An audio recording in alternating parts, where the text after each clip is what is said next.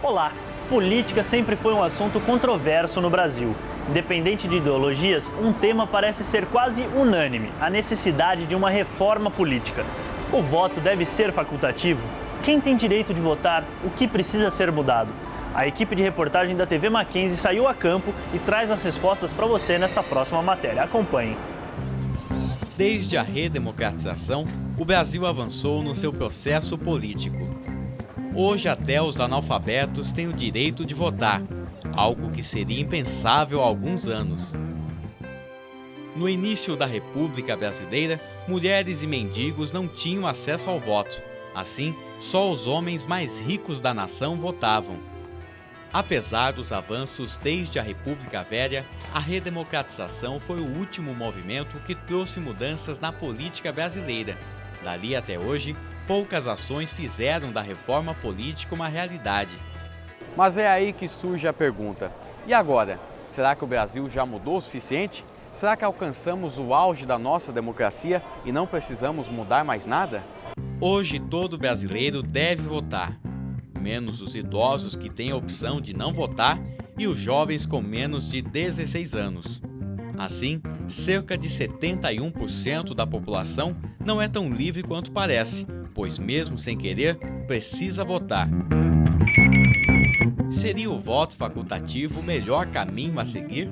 Voto facultativo mesmo, ele deve ser aplicado aqui no Brasil porque realmente todos os países já desenvolvidos têm essa lei já, né? Que vota quem quiser e acabou, véio. O Brasil tem que seguir essa linha também. Aí. Eu defendo a continuidade do voto obrigatório. Eu acho que uma sociedade como a brasileira, se você, essa é uma impressão que eu tenho, se você tornasse facultativo o voto, você iria ter claramente um misto de democracia de elite com a manipulação dos currais. A democracia deveria permitir que nós possamos votar ou não, escolher os nossos com prioridade ou proporcionar para nós assim o direito de escolher votar ou não.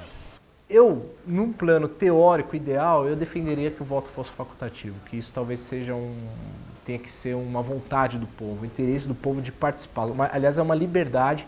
Essa é a liberdade dos antigos na teoria de Constant, que é a liberdade de você poder votar, de você poder participar da política. Um dos argumentos que defendem o voto facultativo é que o eleitor vota por obrigação e, às vezes, sem responsabilidade, algo que poderia gerar a eleição de candidatos que não seriam os melhores políticos. Mas existem desvantagens. A compra de votos, por exemplo, poderia aumentar, já que o eleitor não precisa votar. Receber dinheiro para isso poderia ser atraente. O voto facultativo ele funciona em sociedades em que você tem um grau de participação muito grande. O Brasil tem vivido isso nos últimos anos. A partir da redemocratização, as eleições são permanentes, o eleitor começa a entender a importância que tem o voto, mas nós estamos ainda muito longe daquilo que seria ideal para uma sociedade avançada, democrática, plural, que é o entendimento de que o voto é fundamental para uma escolha democrática de um governo. Para que o voto facultativo se torne uma realidade, ele precisa ser aprovado com a reforma política brasileira. A reforma é um conjunto de propostas elaboradas para rever a atual lei eleitoral. Em abril desse ano, ela foi rejeitada mais uma vez no Congresso Nacional. A dificuldade da aprovação ocorre desde os anos 80 e dificilmente ela virá a partir de Brasília. O esclarecimento da população em torno dessa reforma é o que falta para que ela se torne realidade. A reforma política ela serviria para que o Brasil ele não demonstre apenas imagem, ele seja apenas atitude. A reforma política não é pensar no próprio nariz, é pensar na condição que os outros necessitam. Se eu fosse resumir a minha opinião sobre a ideia de reforma política, eu começaria evidentemente com educação política. E isso, educação, eu não quero dizer apenas para educação básica, né? É o povo se interessar mais por política, começar a pensar a política, começar a pensar os assuntos que são importantes para o nosso Estado. Sendo o voto obrigatório facultativo, a necessidade mais forte é a do debate político. Afinal, esta é a chave para que a democracia seja cada vez melhor.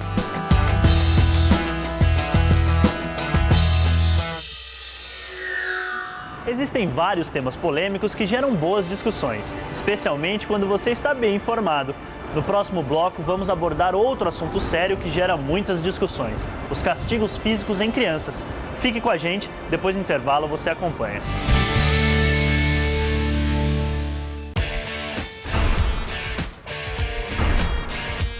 Se você não fala outros idiomas além do português, o mundo pode te tratar assim.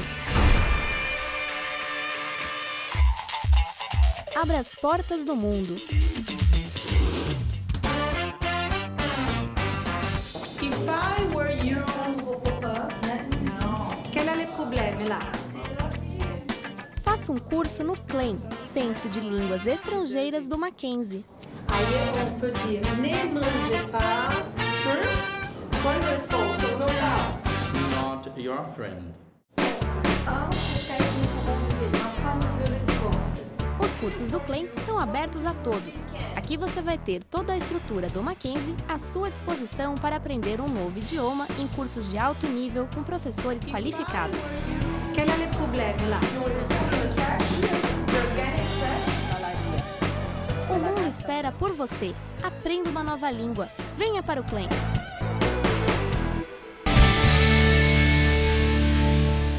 Muita gente reclama que as crianças estão ficando cada vez mais impossíveis e os pais parecem ter dificuldades em educá-las. Qual é a solução? Ser mais rígido com as crianças? Alguns pais podem apelar para os castigos físicos na hora de corrigir os seus filhos. Mas será essa uma boa solução? Buscamos duas especialistas aqui do Mackenzie para responder a essa pergunta. Confira na próxima matéria. Crianças às vezes enlouquecem as pessoas, fazem birra, bagunça. Nem todos os pais estão prontos para lidar com essa situação. E o resultado, às vezes, é a agressão. Mas a Lei 7.672, conhecida como Lei da Palmada, pretende mudar essa situação. Ainda em apreciação no Congresso, a lei proíbe que pais apliquem castigos físicos em seus filhos. A lei é polêmica e divide opiniões. Afinal, o Estado tem direito de interferir na educação familiar? E os castigos fazem mesmo mal às crianças? Entrevistamos duas especialistas do Mackenzie que trabalham com educação infantil diariamente. Ambas concordam que castigos físicos não são uma forma adequada de educar os filhos. Já vi na minha experiência de professora, de orientadora, dois tipos de reação em crianças que apanhavam com uma certa regularidade. Um extremo é a criança se tornar muito insegura, muito temerosa de tudo. E outro extremo é a criança se transformar, e esse é mais comum, a criança se transformar numa criança agressiva. Porque se eu apanho quando eu faço uma coisa que a minha mãe não gostou, então se o meu coleguinha do lado fizer uma coisa que eu não gosto, eu bato nele também. Antigamente, os pais e professores tinham poder absoluto sobre as crianças. Isso incluía o direito a surras e castigos diversos.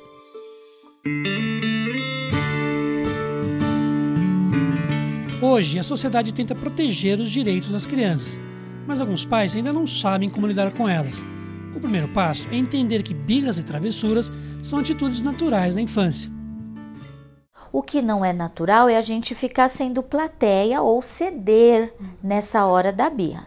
Então eu recomendo aos pais ignorarem a situação, vai para outro ambiente, vai ao banheiro, vai cumprir suas tarefas e deixa a criança concluir de que ela não vai ali mover o adulto a favor do desejo dela e burlar a regra e o combinado.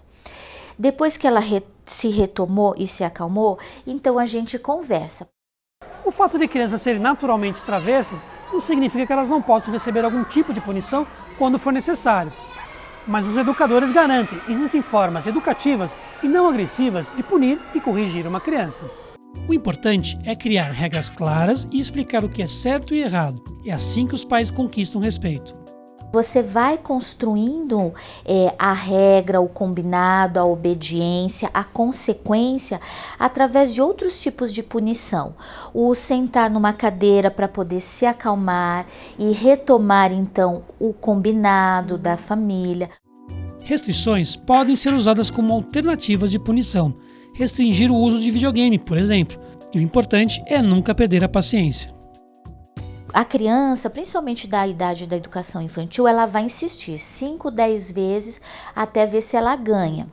Mas se o comportamento dos pais for repetidamente de não aceitar, negociar por causa da birra, ela vai cedendo e ela entende de que esse não é o caminho. O grande problema é que o ritmo de vida atual impede que os pais estejam mais presentes na vida dos filhos, o que traz prejuízos no processo de educar e impor limites às crianças.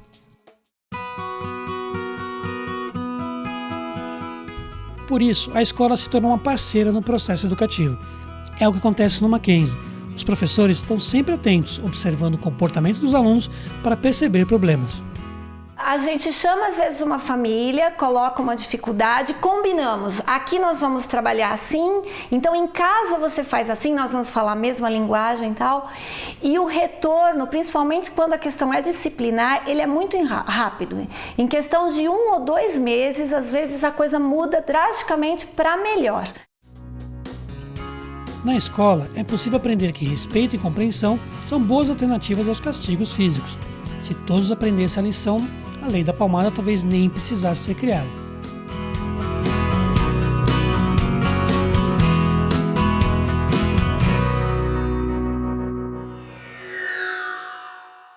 O Mackenzie é uma instituição confessional. O que significa isso? Bem, isso quer dizer que ela tem uma identidade específica que resulta em uma perspectiva geral, a qual rege sua visão, seu senso de missão e seus objetivos institucionais.